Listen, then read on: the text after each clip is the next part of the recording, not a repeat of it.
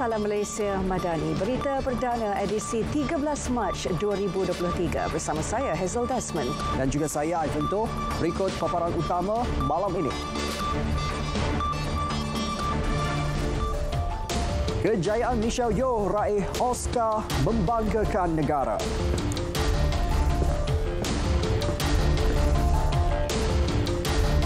Pusat Ekonomi Digital Lokasi PDPR murid terjejas banjir.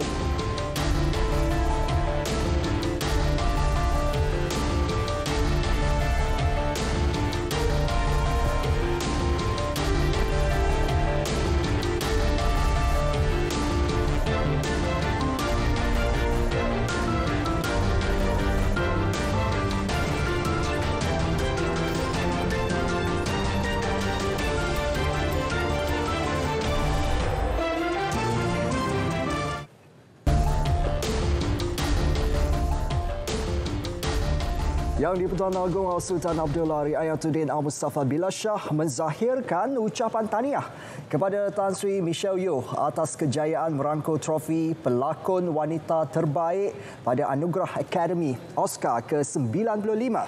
Turut menzahirkan ucapan tahniah Raja Permaisuri Agong Tunku Hajah Azizah Aminah Maimunah Iskandariah. Laman Facebook rasmi Istana Negara memuat naik, Sri Paduka Baginda berdua menzahirkan sukacita dan bangga atas kejayaan itu, sekaligus mengharumkan nama Malaysia di persada dunia. Sri Paduka Baginda berdua juga menzahirkan ucapan selamat maju jaya kepada Tan Sri Michelle.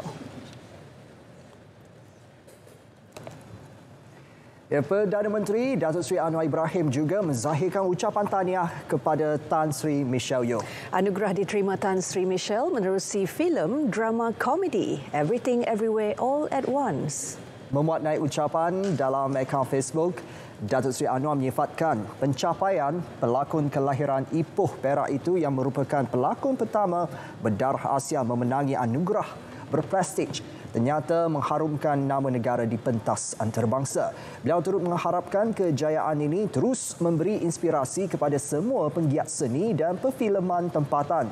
Sekali lagi tahniah dan syabas dari seluruh rakyat Malaysia. Menteri Komunikasi dan Digital Fahmi Fadzil turut mengucapkan tahniah kepada Tan Sri Michelle. Fahmi menerusi hantaran di Facebook rasmi menyifatkan kejayaan pelakon kelahiran Ipoh Perak pada majlis berprestij tersebut sebagai sangat membanggakan. Tahniah buat Tan Sri Michelle Yeoh atas kejayaan yang sangat membanggakan, katanya yang berkongsi hantaran Perbadanan Kemajuan Filem Nasional Malaysia, FINAS.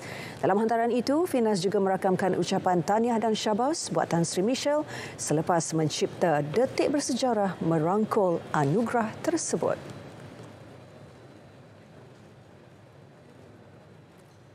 Beliau selayaknya menang. Reaksi ringkas Ibu Tan Sri Michelle, Datin Janet Yeoh yang dilihat mengalirkan air mata ketika anaknya dinobatkan sebagai pelakon wanita terbaik Anugerah Akademi Oscar ke-95. Janet turut menyifatkan anaknya seorang yang bekerja kuat. Because she was very hardworking girl, everybody knows it. Filem drama komedi Everything Everywhere All at Once dibintangi Tan Sri Michelle turut diangkat filem terbaik pada anugerah sama. Pelakon kelahiran Ipoh itu juga merupakan pelakon pertama berketurunan Asia Tenggara memenangi anugerah berprestij tersebut. Kejayaan di pentas Oscar menambah trofi kemenangan Yeoh untuk filem sama selepas memenangi anugerah pelakon wanita terbaik musikal dan komedi pada anugerah Golden Globe Januari lalu. Filem ini turut mengangkat beliau memenangi anugerah pelakon wanita terbaik di Anugerah Screen Actors Guild SAG pada awal Februari yang terbaru Spirit Awards untuk lakonan terbaik.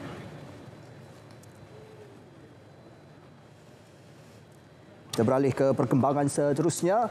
Tiada sebarang akaun media sosial yang mengkritik kerajaan perpaduan pimpinan Perdana Menteri Datuk Seri Anwar Ibrahim yang diarah tutup atau diharamkan sejak beliau menjawat jawatan berkenaan. Justru dakwaan mengatakan kerajaan perpaduan bersifat kuku besi hanya fitnah dibuat musuh politik. Semua rakyat tanpa mengira latar belakang politik punyai kebebasan bersuara, namun bukan membuat fitnah atau ugutan.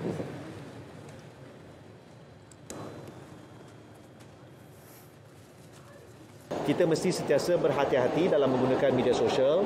Kita ada hak untuk bersuara, hak untuk berekspresi, hak untuk menggunakan teknologi-teknologi dan perkhidmatan-perkhidmatan online yang disediakan ini. Tapi kita ada undang-undang, jadi aspek celik digital ataupun literasi digital itu sangat penting. Pusat Ekonomi Digital PEDI dicadang menjadi lokasi pengajaran dan pembelajaran di rumah PDPR bagi murid terjejas banjir di Johor. Perbincangan sedia dilaksana bersama Kementerian Pendidikan serta Jabatan Pendidikan Johor berhubung perkara berkenaan. Menteri Komunikasi dan Digital Fahmi Fadzil ketika memaklumkan perkara itu menjelaskan Suruhanjaya Komunikasi dan Multimedia Malaysia MCMC juga akan bekerjasama dengan Jabatan Pendidikan Negeri. Kesediaan itu bagi mengenal pasti sekolah-sekolah di kawasan terkesan banjir yang terjejas rangkaian telekomunikasi. Langkah itu bagi memastikan masalah rangkaian selesai apabila sesi persekolahan bermula minggu depan. Dan setakat ini 80 daripada 160 menara telekomunikasi yang terkesan akibat banjir di negeri itu telah dihidupkan semula. Tapi setakat semalam, lebih daripada separuh telah berjaya kita hidupkan semula. Cabaran mungkin bagi kawasan seperti daerah Batu Pahat yang mana pada waktu ini masih terkesan akibat banjir. Sementara itu, 40 lokasi menara telekomunikasi termasuk stesen dan pencawang di seluruh negara telah melalui proses site hardening supaya rangkaian masih boleh diakses walaupun terjejas banjir.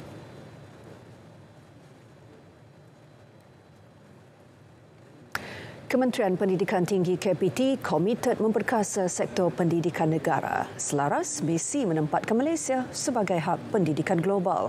Menteri Bertanggungjawab Datuk Seri Muhammad Khalid Nordin mengharapkan Malaysia berupaya menonjol sebagai kota ilmu dan bakat. Ia juga bertepatan dengan hasrat Kementerian Pendidikan Tinggi yang mahu mengembangkan usaha-usaha kita dalam pendidikan tinggi yang mana peranan utama terutamanya dalam soal pengantarbangsaan dan sebagainya dimainkan oleh pihak IPTS. Kampus MSU. Jelasnya pelaksanaan program pengantarbangsaan bakal menarik minat negara dunia menghantar bakat terbaik kumpulan untuk diasuh dan digilap di negara ini. As our MOA, this is going to be part of our kita memang menggalakkan soal ini sebab kehadiran pelajar dalam universiti, kita membangun kematangan dan mengurus kedewasaan dia. Bila dia terdedah pada semua ni, dia akan mempunyai banyak perspektif dalam dia berfikir. Beliau berkata demikian selepas majlis pelancaran program Dual Campus dan Double Degree Management and Science University MSU di Shah Alam, Selangor. Universiti Politek Malaysia UPTM diharap mainkan peranan pencetus perubahan dalam misi membangunkan profesional beretika, holistik serta menguasai teknologi kontemporari. Bagi tujuan itu, UPTM berupaya memberi tumpuan kepada usaha transformasi kemahiran tata cara kerja dan kualiti pengajaran warga kerja selari adunan terkini, penerapan nilai budaya kerja cemerlang serta penyampaian perkhidmatan yang cekap serta berkesan akan menjadikan UPTM lebih disegani. Selain itu, bertepatan dengan keperluan dalam era revolusi industri 4.0, UPTM perlu melaksanakan transformasi digital agar terus relevan dengan keperluan semasa dan jangkaan pemegang taruh. Teks ucapan Timbalan Perdana Menteri Datuk Seri Dr. Ahmad Zahid Hamidi ini dibacakan Timbalan Menteri Kemajuan Desa dan Wilayah Datuk Rubiah Wang. Melalui penaiktarafan ini, sektor pendidikan tinggi negara diperlihatkan pada landasan yang betul bagi merealisasi serta mendukung Pelan Pembangunan Pendidikan Malaysia bagi pendidikan tinggi 2015-2025. UPTM harus merancang dan merangka pelan strategik terbaik untuk tempoh jangka masa pendek dan berterusan berkaitan kaedah penghasilan graduan bertaraf global. Sebelum diberi penarafan sebagai Universiti Penuh, UPTM sebelum ini dikenali sebagai College University Polytech Mara.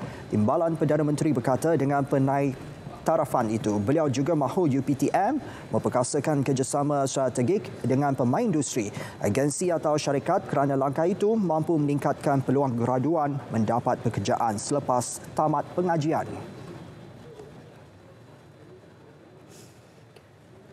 Kelulusan khas sementara pengimportan telur ayam tidak melibatkan dana awam. Perkara itu dimaklumkan Kementerian Pertanian dan Keterjaminan Makanan menerusi kenyataan. Diperjelaskan, sebarang perbelanjaan dan risiko untuk mengimport telur ayam ditanggung sepenuhnya syarikat pengimport. Kerajaan tidak ada memberikan subsidi kepada telur ayam import seperti mana yang dinikmati pengeluar telur ayam tempatan. Bagi memastikan rakyat menerima telur ayam import yang selamat dan bebas penyakit, Jabatan Perkhidmatan Kuarantin dan Pemeriksaan Malaysia, MAKIS, Jabatan Perkhidmatan Veterina melaksanakan kawalan kemasukan telur ayam import di pintu masuk negara. Kawalan adalah secara ujian, haul, test and release HTR, merangkumi ujian PCR untuk pengesanan bakteria Salmonella, virus Newcastle disease dan avian influenza. Hanya telur ayam yang lepas ujian HTR sahaja dibenarkan masuk ke negara ini. Setakat ini, tiada telur ayam yang diimport gagal ujian ini. Berdasarkan rekod DVS, usaha kerajaan perpaduan untuk mengatasi kekurangan bekalan telur ayam dalam negara sejak Januari lepas telah mula menunjukkan perkembangan positif.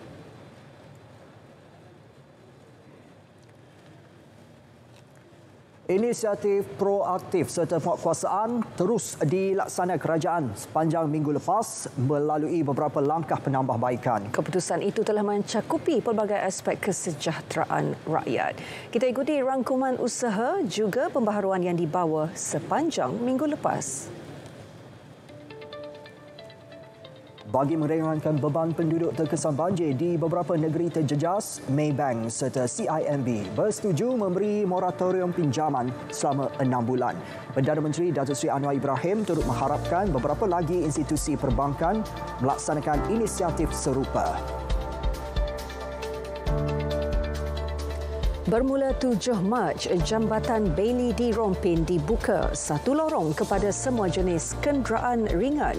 Jambatan sepanjang 42.67 meter ini dibina semula untuk memudahkan pergerakan penduduk selepas jalan utama runtuh 1 Mac lepas susulan hujan lebat berterusan. Pemasangannya dilaksana Jabatan Kerja Raya dengan kerjasama Angkatan Tentera Malaysia melibatkan 80 petugas.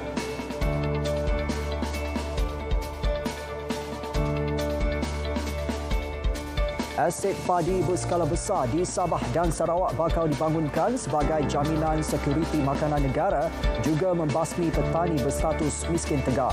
Inisiatif Felkra Berhad itu telah dipersetujui secara dasar oleh Kerajaan Negeri Sabah dan Sarawak berkeluasan 15,000 hingga 20,000 hektar. Estet berkenaan sedia dibuka tanpa menghilangkan hak milikan tanah individu, kerajaan negeri atau peladangan. 920 juta ringgit diluluskan bagi menaik taraf bangunan serta infrastruktur 380 sekolah daif di seluruh negara. Keperluan menubuhkan satu jawatankuasa khas di peringkat kementerian juga sedang diteliti bagi memantau secara khusus pelaksanaan projek pembangunan sekolah yang mempunyai bangunan daif. Dan bagi menambah baik pelindungan serta beri keadilan kepada kanak-kanak mangsa jenayah seksual, 3 akta sedia dipinda. Masing-masing Akta Kesalahan-Kesalahan Seksual terhadap Kanak-kanak 2017, Akta 792, Akta Keterangan Saksi Kanak-kanak 2007, Akta 676 dan Akta Keterangan 1950, Akta 56. Reformasi yang dicadangkan bertujuan bantu mangsa atau saksi daripada mengalami trauma berpanjangan. Kajian bagi meningkatkan kadar kompaun terhadap kes kebocoran data peribadi sedang dipertimbang. Ini berikutan kadar kompaun sedia ada didapati tidak setimpal dengan kesalahan dilakukan serta peningkatan kes kebocoran data. Tahun lepas sahaja 50 kes kebocoran data peribadi direkodkan, meningkat 22 kes berbanding tahun sebelumnya. Manakala untuk 2 bulan pertama tahun ini, 49 kes direkodkan. Setakat ini, 13 kes telah dikenakan kompaun.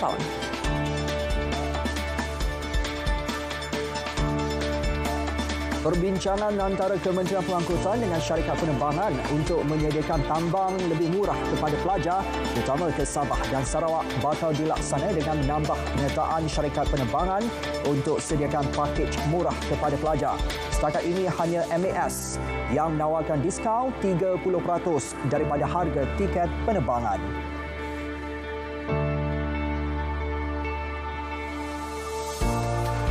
Seterusnya, AirAsia tawar 62 penerbangan tambahan untuk 11 laluan dengan tambang tetap sempena Aidilfitri. Tawaran melibatkan laluan antara Kuala Lumpur, Johor, Sabah dan Sarawak dengan tempahan dibuka sehingga hujung bulan depan. Tempoh perjalanan antara 19 hingga 21 April depan dan 28 hingga 30 April.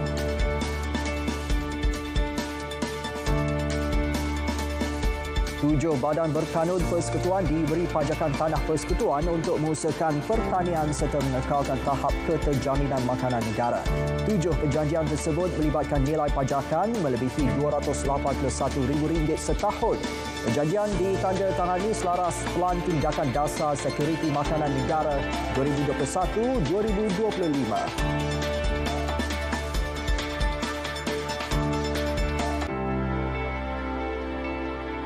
Dan akhir sekali, Kementerian Pembangunan Kerajaan Tempatan menyasarkan untuk mewujudkan 100 pusat kitar semula pandu lalu DTRC tahun ini.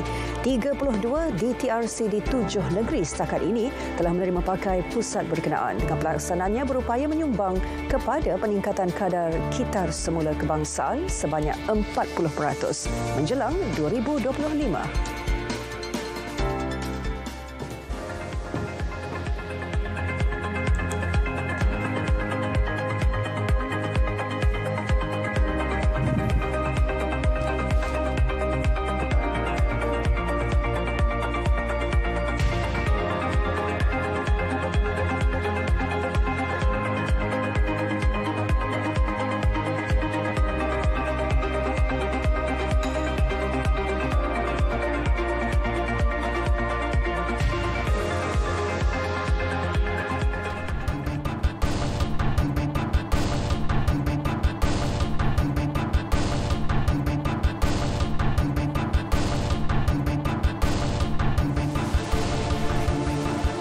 Dagangan Malaysia Korea Selatan disasar meningkat 20% tahun ini berbanding 114.54 bilion ringgit yang dicatatkan pada tahun 2022. Bagi mencapai sasaran itu, Menteri Perdagangan Antarabangsa dan Industri Tengku Datuk Seri Zafrul Tengku Abdul Aziz maklumkan misi perdagangan dan pelaburan ke negara berkenaan akan dilaksana dengan menjadikan bidang berteknologi dan bernilai tambah tinggi sebagai tumpuan utama. Seperti aerospace, seperti pharmaceutical, chemical, petrochemical, digital economy, ya.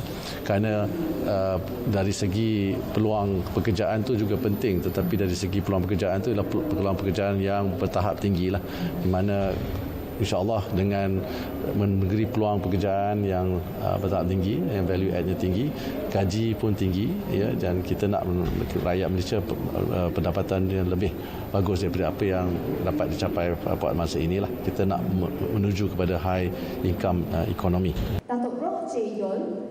Beliau yang bakal mengetuai misi berkenaan bermula esok hingga 17 Mac ini dijadual turut mengadakan pertemuan dengan beberapa syarikat yang menunjukkan minat seperti Samsung, Hyundai, Huawei dan Lotte. Sementara itu, Duta Besar Korea Selatan ke Malaysia, Yo Shun-bae, optimis hubungan ekonomi yang kukuh antara kedua-dua negara akan mendorong lebih banyak syarikat Korea Selatan beroperasi di negara ini daripada 350 syarikat ketika ini. we will see more number of Korean companies will come to Malaysia with the bigger investment. But as I said, the quality is also important. The area they invest is the high-tech industry and ESG-related the area, new energy sector. So through this investment cooperation, we will see mutually beneficial outcome. Beliau berkata demikian pada ucapan pembukaan sambutan ulang tahun ke-40 Dasar Pandang ke Timur Malaysia Korea Selatan di Menara MITI. Korea Selatan merupakan rakan dagang ke-8 terbesar negara dengan ekspor utama merangkumi produk elektronik dan elektrik, gas asli cecair dan produk petroleum.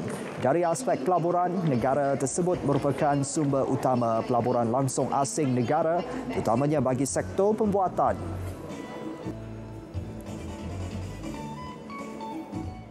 Ya, Malaysia tidak berdepan kesan secara langsung berikutan keruntuhan Bank Amerika Syarikat Silicon Valley Bank SVB. Bagaimanapun, negara dijangka akan terkesan sedikit sekiranya perkembangan itu menjejaskan pasaran modal dan perbankan Amerika Syarikat.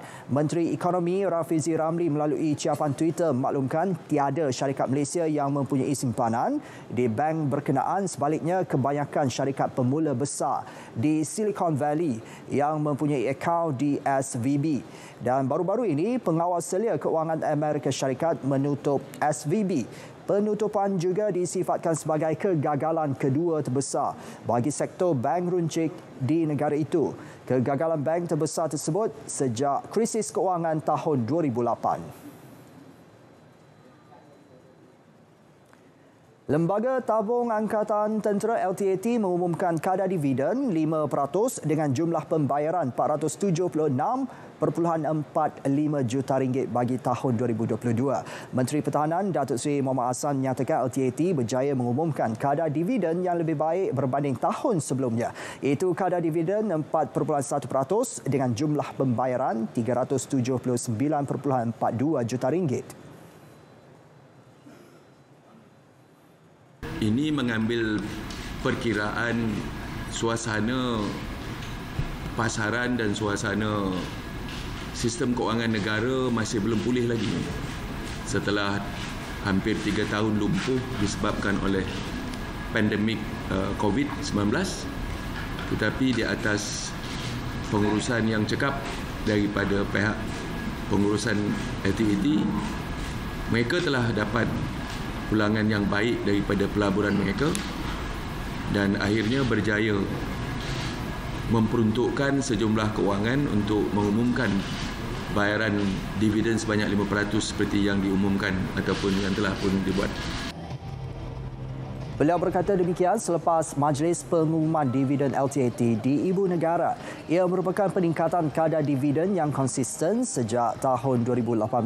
LTAT kini dalam fasa akhir pelaksanaan Pelan Transformasi 2019-2023 untuk menangani cabaran dan mengukuhkan kedudukannya serta kekal kompetitif dengan dana lain. Pelan yang dipaksikan rangka kerja perumpukan aset strategik bertujuan untuk memberi pulangan jangka masa panjang yang mampan kepada pencarum, iaitu Angkatan Tentera Malaysia ATM dan pesara-pesara tentera. Peratusan dividen 5% itu turut mencapai misi 5.5 sempena dengan sambutan Jubli Emas LTAT. Pengkreditan dividen 2022 kepada 122,935 pencarum dilaksanakan Jumaat lalu.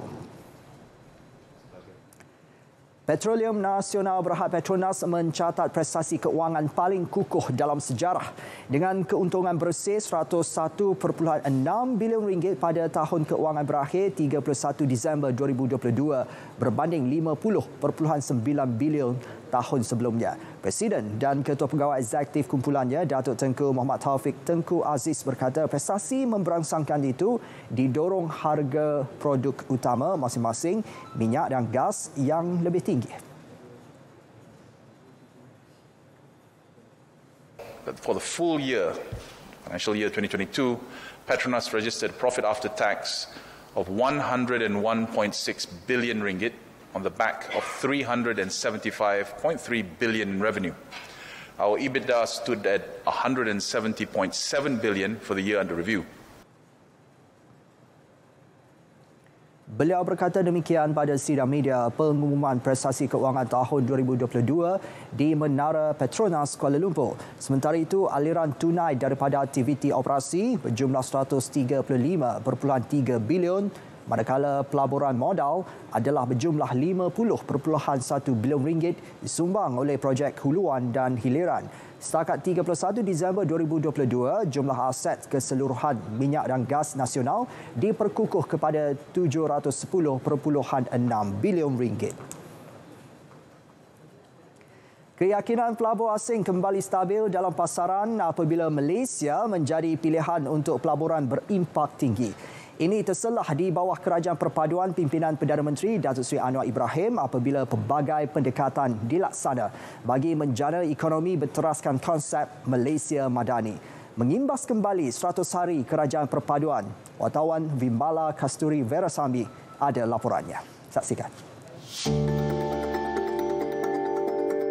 Datuk Seri Anwar Ibrahim sebagai Menteri Kewangan mahu memulihkan keyakinan terhadap ekonomi, peniaga dan pelabur asing. Ini seiring dengan salah satu teras strategik utama Malaysia Madani iaitu membina semula ekonomi. Dasar yang jelas daripada kerajaan perpaduan ini telah membawa pengeluar kenderaan paling bernilai di dunia, Tesla, untuk membuka sebuah ibu pejabat di Malaysia. Baru-baru ini Kementerian Perdagangan Antarabangsa dan Industri MITI telah meluluskan permohonan syarikat itu untuk mengimport kenderaan bateri elektrik BEV ke Malaysia. Selepas itu, syarikat gergasi teknologi Amazon Web Service AWS telah membuat keputusan untuk melabur sebanyak 25.5 bilion ringgit dalam negara. Ini membuktikan kepercayaan asas ekonomi dan persekitaran perniagaan dilihat kondusif di Malaysia. Bagi menjamin ekonomi yang telus dan bertanggungjawab pula, rang undang-undang tanggungjawab fiskal akan dibentangkan ke Parlimen tahun ini. Kerajaan bertekad untuk mencapai tahap defisit fiskal yang mampan dengan sasaran 3.2% kepada keluaran dalam negara kasar KDNK menjelang 2025, namun tertakluk kepada pertumbuhan ekonomi yang terus kukuh. Tahun lepas, Malaysia meluluskan pelaburan yang mencatat sejumlah 264.6 bilion ringgit. Nilai itu merangkumi 4,454 projek melibatkan sektor perkilangan, perkhidmatan dan utama. Pelaburan tahunan tersebut juga dilihat sebagai kedua tertinggi dalam sejarah berbanding 2021.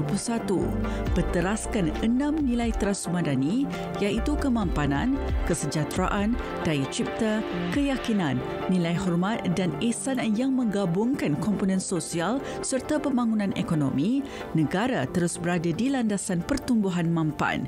Vimbala Kasturi Veerasambi, RTM.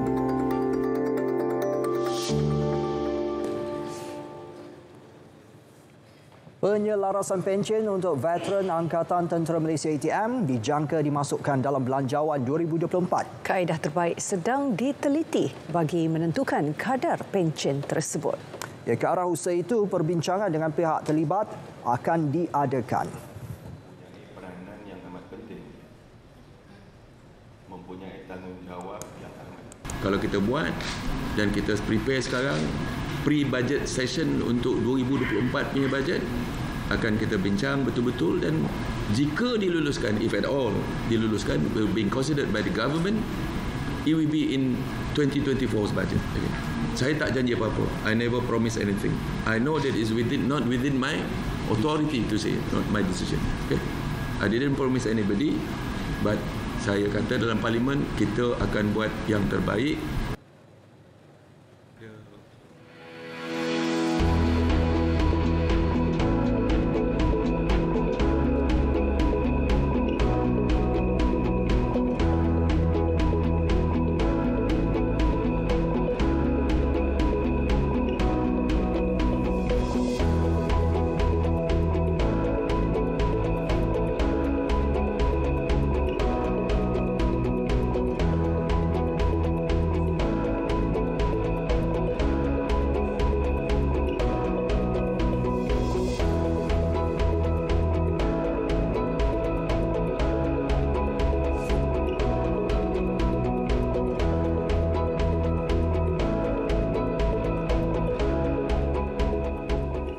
38,172 penduduk terkesan banjir masih berada dan berlindung di 137 pusat pemindahan sementara PPS. Angka berkenaan dikemas kini portal Info Bencana JKM setakat 7 malam tadi di 3 negeri terjejas masing-masing Johor, Pahang dan Melaka.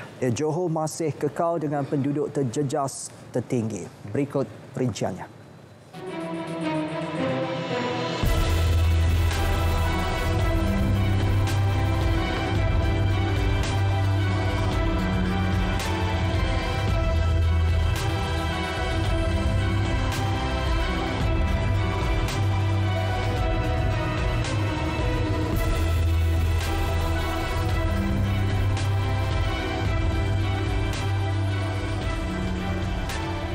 Berita perdana kita teruskan dengan edisi sukan bersama Nazri. Teruskan.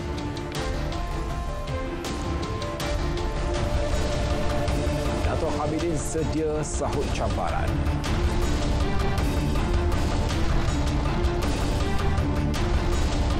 Arsenal kian hampiri gelaran EPL.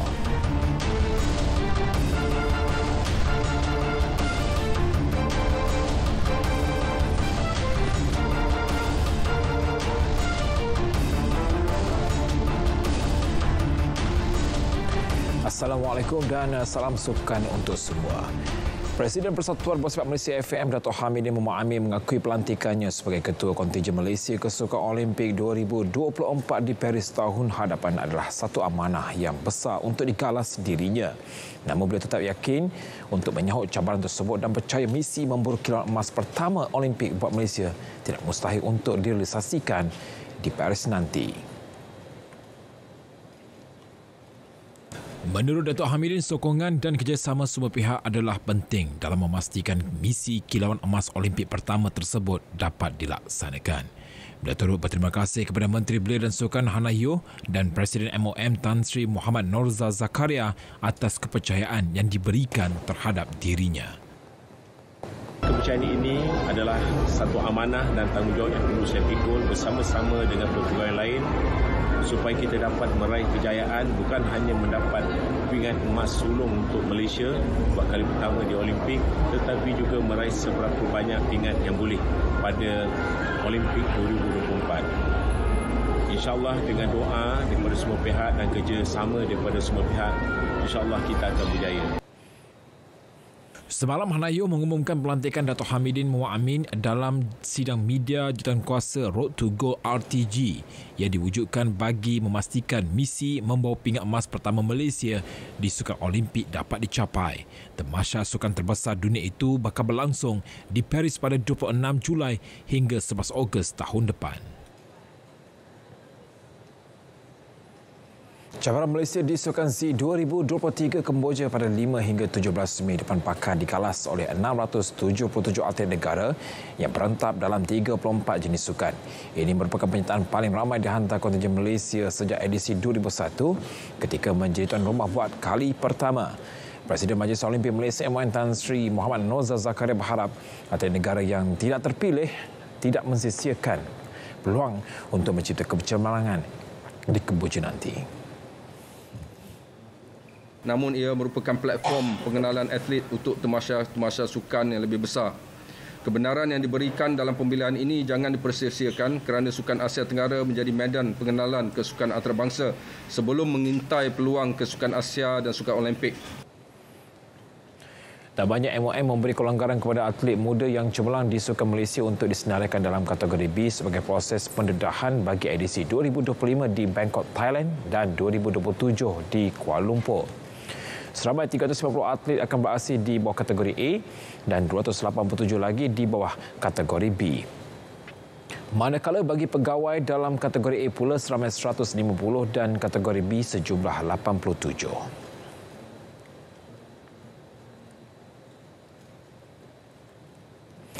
Pemain badminton persoalan wanita negara SK Sona berazam untuk menampilkan prestasi yang lebih cemerlang dalam kerjanya pada tahun ini selepas bergerak secara profesional. Dia yang tidak lagi bersama BAM kini dilatih oleh bekas pemain bergu lelaki negara Muhammad Zakri Abdul Latif yang dibantu bekas persoalan lelaki negara Arif Latif.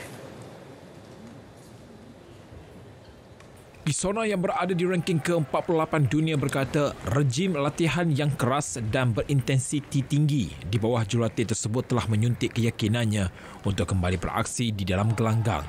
Fokusnya ketika ini adalah meningkatkan kepatasan dan kekuatan selain ketahanan stamina ketika permainan. The journey sekarang saya train dengan Coach Zakri Latif dengan assist by Arif Latif, former single player also. So for now the training is quite solid with the team members all. Team members saya semua lelaki lah. So the training is quite solid and quite tough also because as a perempuan kena nak do together with the men's speed power, right? So I think it's quite a good start for me. Kisona ditemui ketika majlis memorandum bersama penaja baharunya, Matrick, di pusat latihan BAM Kuala Lumpur. Pemain berusia 24 tahun itu menerima penajaan RM100,000 daripada pengasas dan timbalan pengurusi eksekutif kumpulan Matrick Concept Holding, Datuk Seri Lee Tian Hock. Turut hadir Presiden BAM Tan Sri Muhammad Norza Zakaria.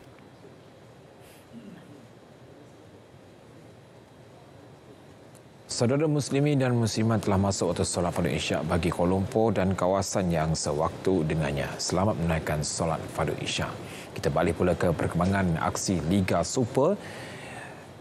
Pasukan tangga kedua Sabah FC gagal meneruskan tekanan ke atas pendahulu Johor Darul Azim apabila diikat 1-1 oleh Seri Pahang FC di Stadion Darul Makmur Kuantan semalam. Keputusan itu menyaksikan Sabah ketinggalan 2 mata kepada juara 9 kali selepas 4 perlawanan. Ia keputusan seri pertama buat Sabah dan yang ketiga buat Seri Pahang daripada 4 perlawanan. Namun, mereka masih menjadi antara 4 pasukan yang masih mengkakal rekod tanpa kalah pada musim ini. Pada aksi semalam, skuad Rhinos lebih banyak memberikan tekanan kepada Seri Pahang apabila memperoleh beberapa peluang terbaik untuk membolosi gawang tuan rumah. Dominasi Sabah terbukti apabila terlebih dahulu membuka tirai jaringan selepas tandukan Daniel Sangting gagal disekat Izam Tarmizi Roslan pada minit ke-14. Tersentak dengan jaringan itu, skuad Tok Gajah kembali mencari rentak dan berjaya mencetak gol minit ke-25 hasil jaringan import Kepa Sherman. Bagaimanapun suasana menjadi panas pada minit ke-67 apabila pengendali Sabah Dato' Ong Kin Swee diarah keluar padang susulan tidak berpuas hati dengan keputusan pengadil Nur Azril Baharudin.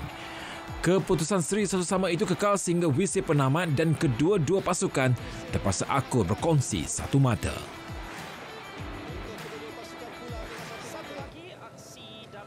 Sementara itu, dalam satu lagi perlawanan menyaksikan Penang FC tewas di tangan Selangor FC 1-2 di Stadion Bandaraya Georgetown. Skuad kendalian Tan Jeng Ho membuka jaringan menerusi pemain import dari Colombia Aaron De Valle pada minit ke-27. Selepas rehat, kedua-dua pasukan buntu mencari jaringan sebelum skuad Harimau Kumbang bangkit menyamakan kedudukan pada minit ke-87 hasil tandukan Rafael Victor. Namun kegembiraan tuan rumah tidak kekal lama. The Red Giants sekali lagi mendahului 2 minit kemudian menerusi pemain import dari Jordan Nor Al-Rawadeh yang bijak mengambil peluang kekalutan di dalam kotak penalti. Selangor FC kini mengutip 10 mata di tangga ketiga, 2 mata di belakang pendahulu JDT, manakala Penang FC terus buntu mencari kemenangan dengan mengumpul 2 mata.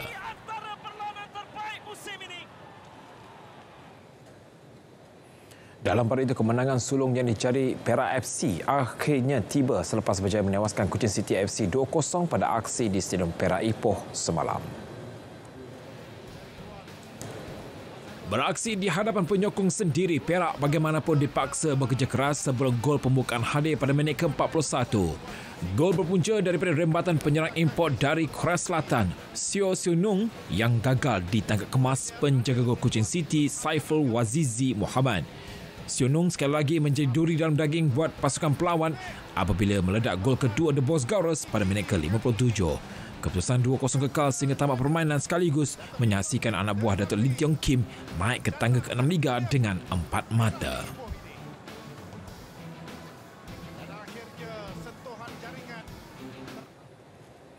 Susulan kejayaan itu, Ketua Jurulatih Perak Datuk Lim Tiong Kim memuji peningkatan yang dipamerkan anak buahnya terutama di jentera serangan.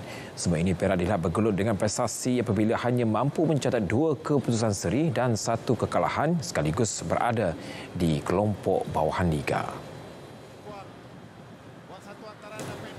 Menurut Datuk Tiong Kim, meskipun anak buahnya diberi tekanan hebat oleh Penang FC, namun 2 peluang keemasan di setiap babak berjaya diterjemahkan dengan baik oleh jentera serangan The Bosgaurus. setiap game kita main begitu juga. Kita ada peluang, kita menggunakan saja hari ini kita punya peluang, kita menggunakan peluang dan menjadi gol. Lain-lain game pun kita membuat banyak prepare for goals. Saja penyudahan tu tidak, tapi hari ini penyudahan tu baguslah. Sementara itu, nada berbeza disuarakan penolong jurulatih Kuching City FC Sulaiman Husin yang menyifatkan pemainnya beraksi di bawah tahap sebenar. Bukan sebab Perak bagus, tapi kita yang bermain buruk. Kita yang bermain worse. Sebab tu Perak menang. Pada kami tak nak cerita pasal Perak. Kita yang tidak bermain yang baik. Oleh itu, di Liga Super, you tak ada ruang untuk buat kesilapan. So kalau kita nak bersaing dalam Liga Super, pemain-pemain kena tahu demand yang ada dalam Liga Super. Keputusan itu menyaksikan Perak FC kini mengumpul 5 mata sekaligus melonjak ke tangga ke-6 Liga Super, manakala Kuching City FC di tempat ke-10 dengan 3 mata. Perkembangan Liga Futsal Premier Kebangsaan MPFL 2023, Shah Alam City melakukan kejutan dengan menewaskan Selangor Town United 4-2 dalam aksi kumpulan di Kompleks Sukan Negara Panasonic Shah Alam semalam. Pemain import dari Brazil Wellington Pereira Rodriguez mencuri tumpuan apabila meledak hat-trick ketika kemenangan kedua Shah Alam City. Skuad kendalian Muhammad Fitri Muhammad Yatim berada di depan pada minit ke-5 selepas Wellington susulan kesilapan pertahanan Selangor Town. Peluang demi peluang dicipta oleh Selangor Town bagi menyamakan kedudukan namun tidak mampu menembusi gawang tuan rumah. Shah Alam City pula berjaya menghasilkan gol kedua hasil sepakan sudut Zainal Abidin Hamzah yang tertampan kepada pemain Selangor Town dan masuk ke gawang sendiri pada minit ke-20. Bagaimanapun, Selangor Town berjaya merapakkan jurang menerusi sepakan penalti yang tidak disisirkan oleh Helio Neto sebelum rehat.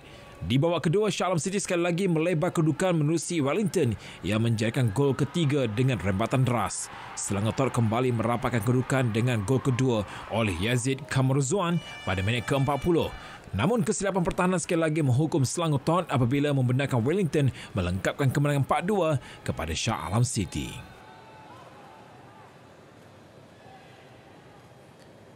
Kejuaraan Balik Pulau Half Marathon yang akan diadakan pada 4 Jun depan mensasarkan 3,500 penyertaan tidak kira dari dalam maupun luar negara. Ini kali pertama satu kejohanan larian berskala besar bakal diadakan di kawasan tersebut. Ahli Parlimen Balik Pulau Muhammad Bakhtiar Wan Cik berkata, setakat ini seramai 2,700 peserta telah mengesahkan penyertaan. Menurutnya, selain peserta tempatan, acara itu turut mendapat sambutan daripada pelari profesional dan amatur antarabangsa, antaranya dari Kenya, Jepun, Australia dan juga Amerika Syarikat. 43% of those who registered are from Klang Valley, then 25% are from Penang. And there are also international participation, mainly from Kenya, from Japan, from Australia, from China, from the US, from Vietnam, and mana lagi Thailand dan sebagainya, Indonesia dan sebagainya. Memandangkan acara tersebut dijalankan ketika musim durian, beliau berharap ia dapat menarik lebih ramai peserta. Sebanyak 3 kategori dipertandingkan dalam Balik Pulau Half Marathon ini, iaitu kategori 21 km, 10 km dan 5 km. Penyertaan masih dibuka sehingga 30 April depan. Perkembangan Liga Perdana Inggeris, pendahulu Arsenal kembali melebarkan jurang dengan kelebihan 5 mata selepas mencetak kemenangan bergaya 3-0 ke atas Fulham. Dengan paki 11 lagi perlawanan musim ini, The Gunners semakin hampir untuk menjulang gelaran juara buat kali pertama sejak 2004. Sebelum itu, pencabar terdekat Manchester City berjaya merapakkan jurang kepada 2 mata susulan kemenangan ke atas Crystal Palace pada Sabtu. Namun, ia tidak menjejaskan fokus skuad kendalian Mikel Arteta itu yang menampilkan aksi cemerlang untuk menewaskan Fulham di depan penyokong mereka sendiri. Jaringan babak pertama menerusi Gabriel Magalhaes, Gabriel Martinelli dan Martin Odegaard sudah cukup meletakkan Arsenal kembali di landasan tepat menjuarai EPL buat kali kelima. Ia juga kemenangan ke-11 The Gunners daripada 14 perlawanan di tempat lawan. Klub London itu kini mendahului Liga dengan 66 mata, manakala City pula di tangga kedua dengan 61 mata, diikuti Manchester United 50 mata di tempat ketiga.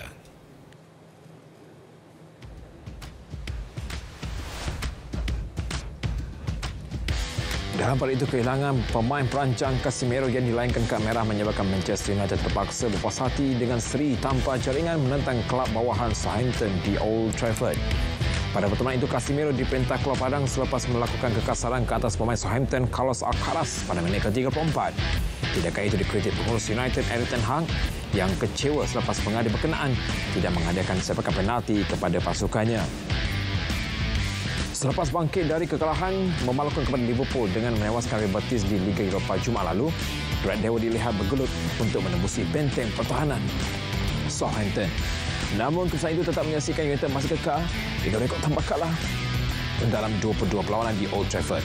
Mereka kini di tangga ketiga dengan 50 mata daripada 26 perlawanan, 16 mata di belakang Arsenal yang menghuni tangga teratas dan 11 mata mengejar pasukan tangga kedua Manchester City.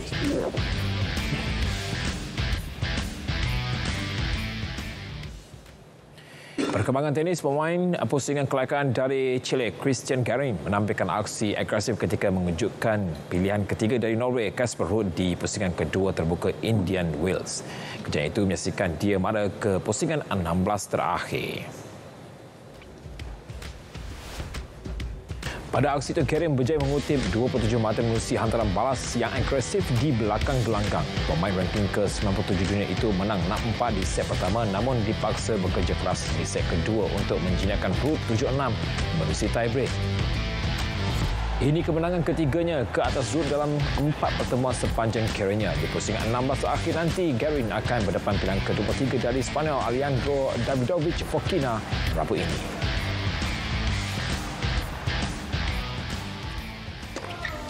Sementara itu, satu lagi perlawanan menyaksikan pilihan ke-10 dari Britain Cameron Norrie turut dipaksa berhempah pula sebelum menewaskan pemain Jepun Taro Daniel dalam pertarungan 3 set. Dia bangkit dari kekalahan set pertama untuk menewaskan Daniel dengan 6-7, 7-5 dan 6-2 sekaligus layak ke pusingan 16 terakhir. Pemain berusia 27 tahun itu bakal berdepan pilihan ke-6 dari Rusia Andrew Rublev Rabu ini.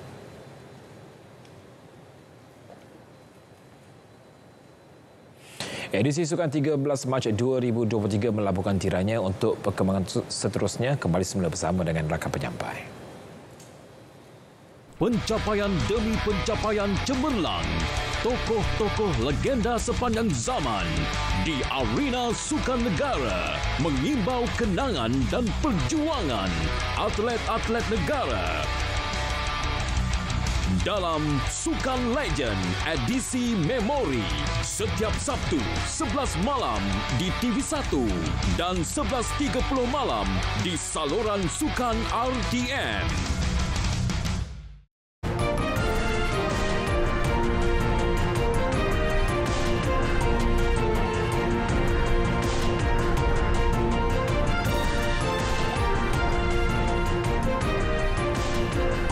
Menteri Luar Datuk Seri Dr. Zamri Abdul Kadir mengetuai delegasi Malaysia untuk menyertai 3 acara penting Commonwealth di London, United Kingdom mulai hari ini hingga 15 Mac. Acara itu merupakan sambutan Hari Commonwealth, mesyuarat kumpulan tindakan Menteri-Menteri Commonwealth CMAG dan mesyuarat Menteri-Menteri Hal Ehwal Luar Commonwealth CFAMM. Kenyataan Wisma Putra memaklumkan sambutan Hari Commonwealth yang akan dihoskan Raja Britain, Raja Charles III, buat julung kali sebagai Ketua Commonwealth. Manakala majlis santapan diadakan di Istana Buckingham, Malaysia menjadi ahli CMAG pada tahun 2018, seterusnya mengukuhkan lagi statusnya sebagai anggota terkemuka Commonwealth. Kenyataan turut menyebut Malaysia telah menjadi ahli Commonwealth sejak 66 tahun lalu dan selaku tuan rumah mesyuarat ketua-ketua kerajaan Commonwealth COGM ke-11 pada tahun 1989 serta mendapat penghormatan sebagai negara Asia pertama yang menjadi tuan rumah Sukan Commonwealth pada 1998. Merupakan wakil tunggal itu mesyuarat akan Ratusan parti merempuh sempadan Mexico Amerika Syarikat selepas gagal mendapatkan temujanji pelindungan. Serta 4 lapangan terbang di Jerman lumpuh akibat mogok kaki tangan perkhidmatan. Laporan itu antara rangkuman berita luar negara. Ratusan parti warga Venezuela cuba menceroboh masuk ke Amerika Syarikat menerusi sempadan Mexico. Tindakan tersebut dibuat selepas kecewa memperoleh temujanji perlindungan menerusi aplikasi terbaru milik Kerajaan Amerika Syarikat. Kumpulan parti berkenaan berkumpul di sempadan bandar Mexico, Ciudad Juarez. Namun gagal merempuh penghadang kawat berduri yang dipasang. Jabatan Keselamatan Dalam Negeri Amerika Syarikat memaklumkan aplikasi tersebut akan dikemaskini untuk mempercepat serta mempermudahkan proses.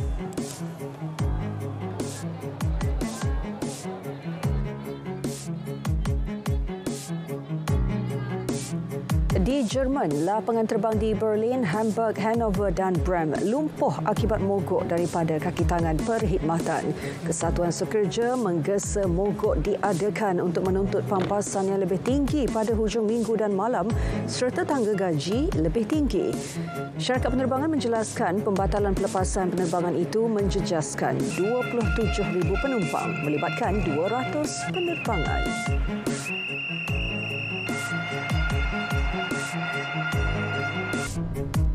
Sekurang-kurangnya 500 pesakit di Britain meninggal dunia ekoran kelewatan perkhidmatan ambulans tahun lalu.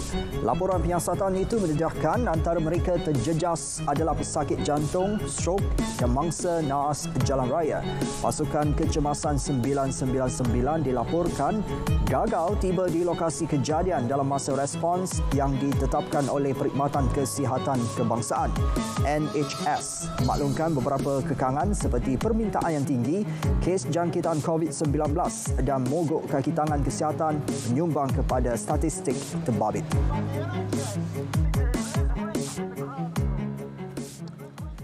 Setiausaha Politik Menteri Kewangan Muhammad Kamil Abdul Mumnin membuat laporan polis terhadap Presiden Bersatu Tan Sri Muhyiddin Yassin susulan kenyataannya di Kompleks Mahkamah Tinggi Kuala Lumpur Jumaat lalu. Menurut Muhammad Kamil, kenyataan itu seolah-olah menggambarkan wujudnya campur tangan di peringkat tertinggi yang memberikan arahan kepada pihak penguatkuasaan serta pendakwaan. Jelasnya, ia merupakan satu tomahan dan fitnah yang seterusnya mencipta persepsi negatif dan tidak baik terhadap kepimpinan Perdana Menteri Datuk Seri Anwar Ibrahim. Dan justru kenyataan yang dikeluarkan oleh Tan Sri Muhyiddin Mat Yassin ini adalah merupakan satu kenyataan fitnah yang serius yang kita tidak boleh biarkan ianya berlalu begitu saja dan perlu ada tindakan yang tuntas oleh pihak berkuasa untuk menyiasat dakwaan yang dikeluarkan oleh Tan Sri Muhyiddin Yassin. Kita sekarang di bawah kerajaan yang baru, Kerajaan Malaysia Madani. Terdahulu beliau membuat laporan polis di Ibu Pejabat Polis Daerah Putrajaya.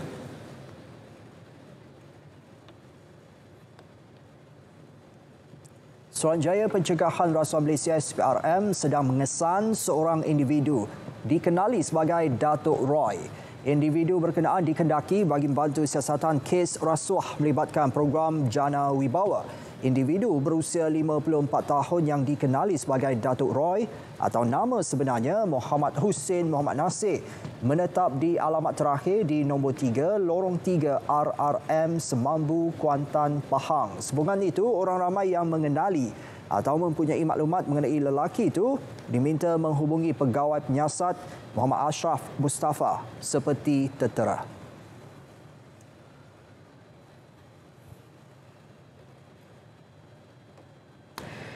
Dan ini pula seorang pengurus sebuah jabatan kerajaan persekutuan di Terengganu yang direman 7 hari bagi membantu siasatan dakwaan kes penyalahgunaan kuasa. Perintah reman terhadap individu berusia 44 tahun itu yang bermula hari ini hingga 19 Mac dikeluarkan Magistrat Muhammad Tarmizi Nik Muhammad Syukri.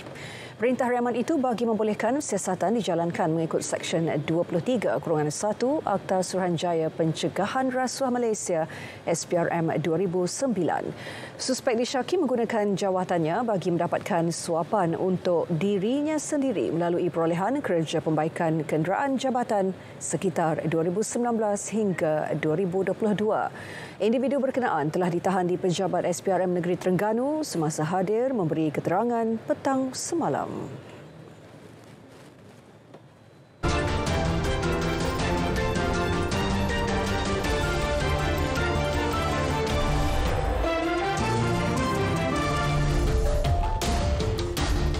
Majlis perkahwinan ketika banjir, kenangan buat pasangan mempelai. Dan seperti segmen hashtag kali ini, dengan video berkenaan ditonton lebih 3,500,000 tanda suka serta lebih 21,000 perkongsian. Sama-sama kita saksikan. Video yang dimaksudkan dimuat naik Lisa di akaun TikTok menunjukkan keadaan rumah kantin perempuan di Kuala Rompin, Pahang telah dinaiki air sehingga ke depan pintu rumah. Kasih sayang seorang bapa saudara yang sanggup mendukung anak saudaranya ke pelamin dalam keadaan banjir telah mendapat reaksi pengguna media sosial. Difahamkan, ayah kepada pengantin perempuan telah meninggal dunia 2 tahun lepas. Di China pula, penduduk wilayah Liaoning disaran mencari tempat pelindungan selepas lokasi ini dilanda fenomena hujan cacing. Rakaman yang tular di media sosial memaparkan situasi selepas hujan cacing berlaku dengan haiwan itu berselerak di atas jalan dan turut memenuhi bumbung kereta. Beberapa penduduk kelihatan melindungi diri masing-masing menggunakan payung. Turut mendapat perhatian pengguna media sosial keprihatinan Eric Chiam dan keluarganya yang sepakat meletakkan mesin layang diri di luar rumah mereka. Menetap di Singapura, keluarga ini sepakat memberi minuman percuma kepada penghantar makanan, pemandu truk angkut sampah dan postman. Projek Thank You Very Much Drinks oleh Eric dan keluarganya ini sebagai menghargai jasa kumpulan berkenaan. Berita perdana 13 Mac 2023 berakhir di sini. Yang sahih di RTM, kita jumpa lagi. Salam Malaysia Madani.